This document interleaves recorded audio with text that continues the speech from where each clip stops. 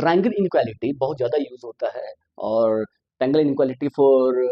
Real number और complex number matric space में बहुत ही ज़्यादा यूज़ होता है जहाँ भी कॉम्प्लेक्स नंबर और रियल नंबर की बात आती है। तो आज जो है आज के लेक्चर में हम दोनों सेक्शंस को प्रूफ करेंगे वन बाय वन। और यहाँ तक ट्रायंगल इनइक्वालिटी कॉम्प्लेक्स नंबर की है, ये हमें मेजर 10 जो कॉम्प्लेक्स एनालिसिस का पेपर उसमें भी पढ़ना है, वहाँ भी सेम प्रूफ काम आएगा। तो ये जो है एक important question examination point of view से भी पेपर 10 के लिए यहाँ भी हो सके तो पूछा जा सकता है, लेकिन यहाँ जनरली पूछा नहीं जाता है इस पेपर में मैट्रिक स्पेस में। तो हम आते हैं वन बाय वन दोनों का प्रूफ के लिए।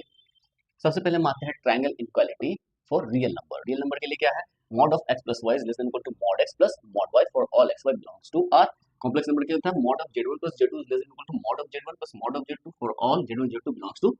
Complex number. यहाँ पर आते हैं, हमारे पास क्या है, we have mod of x is defined as x when x is greater than equal to 0 and this is minus x when x is less than 0। हमारे पास दो चीजें हैं, तो इससे हम मान सकते हैं from first and second we have, हमारे पास क्या अवेलेबल है, या फिर from definition of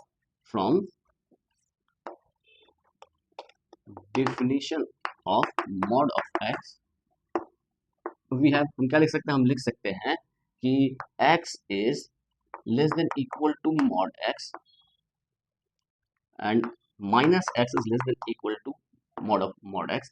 for all x belongs to r, for all x belongs to r। r positive हो या नेगेटिव हो तो x जो है वो लेस देन होगा मॉड ऑफ x के, या तो बराबर होगा या फिर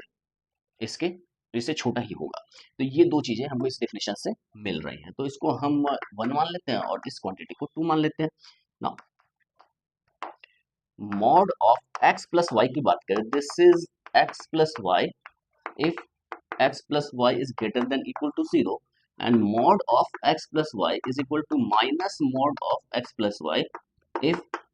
x plus y is less than 0। ये हमारे डिफिनेशन से मॉड ऑफ x के लिए, तो mod of x plus y के लिए जिसको हम दो पार्ट में बाइफरकेट कर सकते हैं, और ये वैल्यूज जो है this is less than equal to mod x plus mod y for all x y belongs to r। Using one को यूज करें तो x जो है less than equal to mod x होगा for all x belongs to r,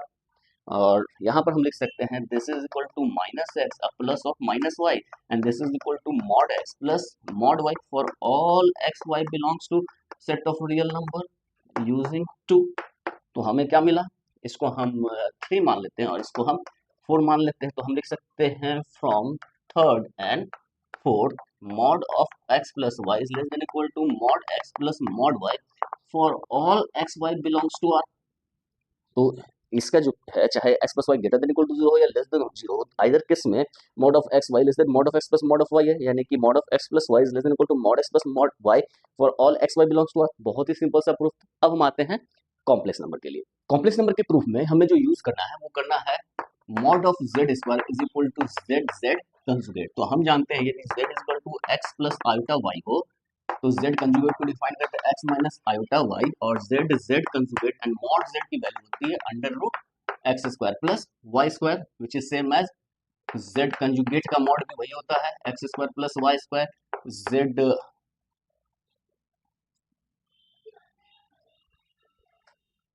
z conjugate का mod वही होता है। अब आते हैं z कंजुगेट, इसकी वैल्यू क्या आएगी, this is x plus iota y, this is x minus iota y, और ये हो जाता है x square plus y square which is mod of z square, यानी कि mod of z square is z conjugate. ये हमारे पास रिजल्ट अवेलेबल, हम इसका इस्तेमाल करना चाहते हैं इसके प्रूफ के लिए। देखते हैं कैसे इस्तेमाल होता है। We have for any z1 z2 belongs to set of complex number z1 plus z2 modulus square is equal to z1 plus z2 into z1 plus z2 conjugate क्यों,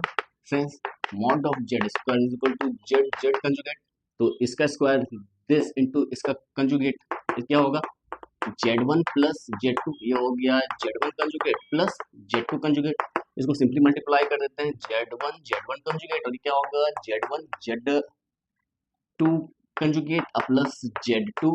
z1 conjugate and then z2 conjugate. यहाँ पर z1 conjugate को हम लिख सकते हैं mod of z1 square plus इस quantity को हम लिख सकते हैं mod of z two square, क्योंकि z two into z two conjugate है, अगेन ये वाला रिजल्ट यूज करके अब ये वैल्यू जो है this is z one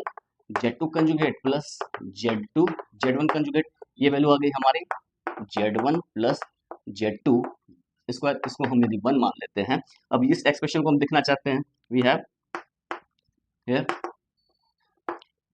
Z one z two conjugate क्या होगा, ये हो जाएगा x one plus iota y one and this is x two minus iota y two. यहाँ पर हमने क्या लिखा है, z one is equal to x one plus iota y one and z two is equal to x two plus iota y two, हमने ऐसा assume किया हुआ है। तो इसके लिए क्या हो जाएगा, this is x one x two and minus iota x1 y2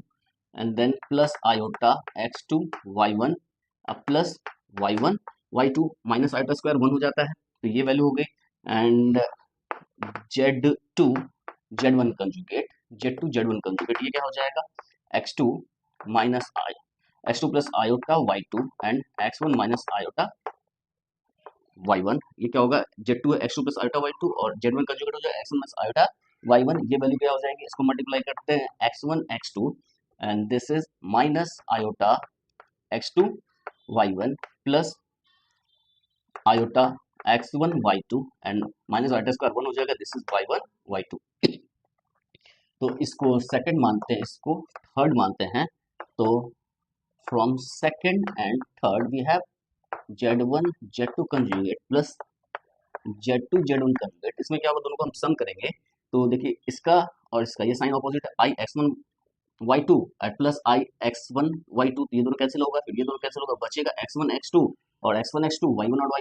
Y one and y two, यानी कि two x one x two plus y one y two, two हमने कॉमन ले लिया। अब इसको गौर से देखें, एक्स वन एक्स टू और y one y two is simply real part of this या फिर रियल पार्ट ऑफ दिस, किसी एक रियल पार्ट हम मान सकते हैं, तो इसको हम लिख सकते हैं two real part of z1 z2 conjugate, तो इसको हम 4 मानते हैं। तो 4 का यूज करेंगे तो 1 किस में रिड्यूस हो जाएगा, लिखते हैं यूजिंग 4 1 रिड्यूसेस टू हमारा क्या आ जाएगा z1 plus z2 mod square is equal to